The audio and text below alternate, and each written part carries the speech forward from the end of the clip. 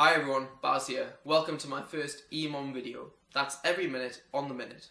What does this mean? You need to carry out a set exercise for a set number of reps every time the minute strikes. In this case, we alternate between pull-ups and thrusters. This way, we can hit every part of our body in a very short amount of time. Sound like a video for you? Keep on watching and enjoy. The gym, and what we have here is our skill and strength aspect of the training session. We have these weighted glute bridges. Now this is the first time I've ever done them. I worked my way up to 60 kilograms for my 4x8 and I really felt the benefits the next day, I can tell you that right now. I had a very sore glute region and hamstrings and stuff as well. But this is a great exercise to help your squats as well, believe it or not. It really strengthens your glutes to the point where you can really explode out the bottom of the squat like you've never have before. Following this, we did a sort of a skill movement, Turkish get-ups.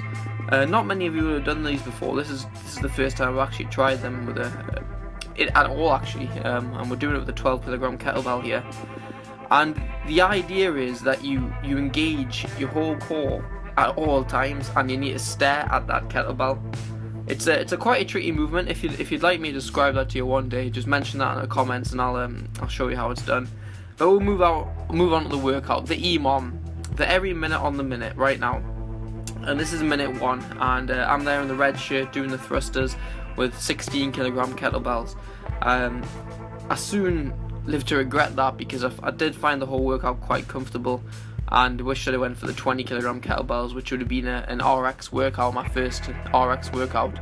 Now RX is sort of as described as it says on the tin. I'm a bit disappointed in myself for not giving that a go. But minute 2 there, you saw the pull-ups, and now we're into minute 3 again, back to the thrusters. So the whole idea with this was I was only doing six reps on the pull-ups, which is RX, but I really wanted to concentrate on getting that kipping form. For those of you who've watched my last video, will have noticed that my kipping form isn't very good.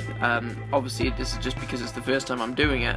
I've been doing strict pull-ups my whole life, but now I'm trying to do these kipping pull-ups to try and string them together and get more reps. You'll notice that I'm not quite keeping my legs and feet together. The idea is you're meant to have no bend at the knee, keep your toes together, and sort of do a banana, then a reverse banana each kip, and keep the toes pointed, and it's meant to be all neat and tidy. However, I'm really struggling to get a hold of that, but you'll notice that it's a lot better than my last video, and I'm not using as much knee swing as I used to.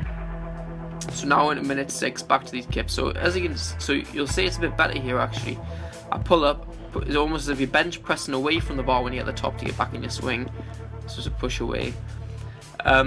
So yeah, I'm really need to work on those kip pull-ups. I might actually do a tutorial video on how to do them properly once I've mastered them, for those of you who are interested. Now, so these thrusters here, I've done the workout Fran before.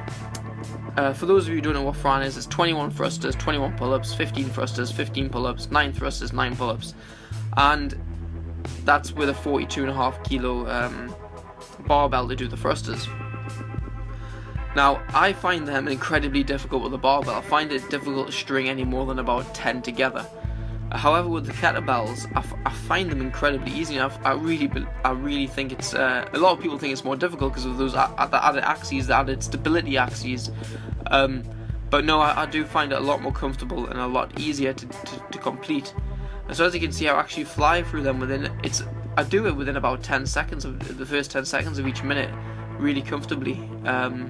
So if you need work on your barbell thrusters, I recommend giving these a try just to get that movement sorted. A lot of people find them harder, so if you can do them, the kettlebell thrusters well, you might find that the barbell thrusters come more naturally. I think this has ended up being my best set of kipping pull-ups in terms of form, not stringing them together, but in terms of the form I did. I use the higher bar this time than I do normally as well, which helps a lot because I can get full extension on the body. So now we're going into the final 2 rounds. Just to recap the benefits of EMOM, it's you know what you're going to do at each minute. You can really push it as hard as you want. So if you get at 12 minutes and you feel like doing more, do more. You can customize it, and it's great for fat burning as you're constantly working.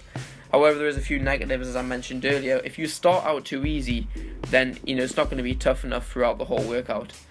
But you can do some serious whole body training. So now this is my final set of pull-ups. I broke it down into a few sets of 2 because my hands are getting pretty sore. But yeah, you can really punish the whole body in a short space of time. Kind of like my last video, if you only have a couple of minutes in the gym, an EMOM is probably for you. The flexibility and the benefits it can possibly provide really make it a great overall starting point for any standard of athlete. So, if you enjoyed this video, please watch the Vlog in a Box playlist, check out my channel, and subscribe if this is for you.